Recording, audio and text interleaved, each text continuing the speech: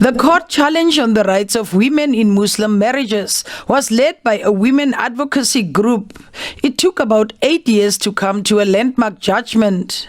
Samai says the judgment also brings relief for children and women in polygamous marriages. The Legal Women's Center says there should be no delay in rectifying legislation that would recognize Muslim marriages.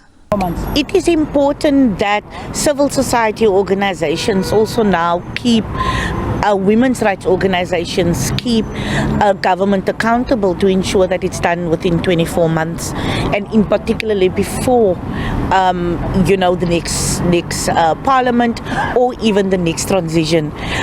We need to ensure that this government is accountable for this particular matter, and to be able to ensure that there is a broad legislative process that remedies what the court indicated is unconstitutional. A legal practitioner, Feiruz Nagia, who says she was a victim of abuse in a Muslim marriage, shares her ordeal. I was involved in a very abusive physical relationship in my marriage. I had seen a local imam. At that point, I met with him. I basically gave him an affidavit to explain what had taken place. He read the affidavit and I came to him, and he had one call with this gentleman who got his sympathy by saying, she's a very beautiful woman and I understand, that you will want to listen to her and all of these things. And it's almost as if the imam totally shut down, did not listen to what I had to say any further, because he had such sympathy for this man. If I had not, as I said, gotten assistance elsewhere, I would have probably still been in a very abusive relationship, marriage, if not dead. So I think it's important that members of the ulama are aware of these things and that they come to the party in ensuring that women's rights are going to be enforced, and they're going to be dragged to the party whether they like it or not. Nagia welcomed the Concord judgment with caution. I think that it is really great, and it's a movement in the right direction to recognize Islamic marriages. One of the issues that we brought up back then was how to recognize this, what is the way, because essentially we are still going to have to go through two processes. We are still, as Muslim women, we are still facing a dual process here. So it's not just a matter of, being able to get our divorces immediately through the courts. That's not going to be the case. So for me, the question is, did the court go far enough to actually recognize the Islamic system that's associated to Muslim marriages? And I don't think they did. I think that there are bodies of law and there's rights and obligations which will not necessarily be enforceable because it's now boxed within a civil framework in terms of the Muslim marriages and in terms of the Divorce Act. Whereas Islamically, there are other areas as well that would apply that will not have or will not be brought to the forum of the court. So for Muslim women, that might be a bit difficult. It might be a bit complicated to understand even the fact that you still need to get your talaq, you still need to go through your marriage process as well. So it's almost as if it's an additional process now that you'll need to go through in order to realize rights. What I think is excellent is those provisions which provide parity and social justice, which are now enforceable in court. Another legal practitioner and expert says while the judgment is welcomed, it does not deal specifically with Sharia law. I studied the judgment as handed down by the Constitutional Court, and I found it to be long overdue, simply because women and children are often the victims of discriminatory practices in our South African law.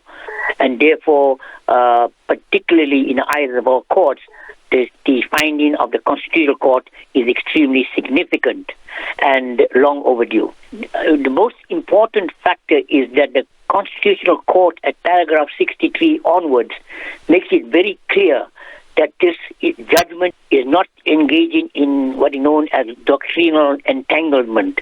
In other words, not to get involved in religion. That this judgment is not about the Sharia. It's got nothing to do with the Sharia. It's got to do with the fact that children and women are often being the victims of abuse, discriminatory abuse that is taking place in Muslim marriages and divorces.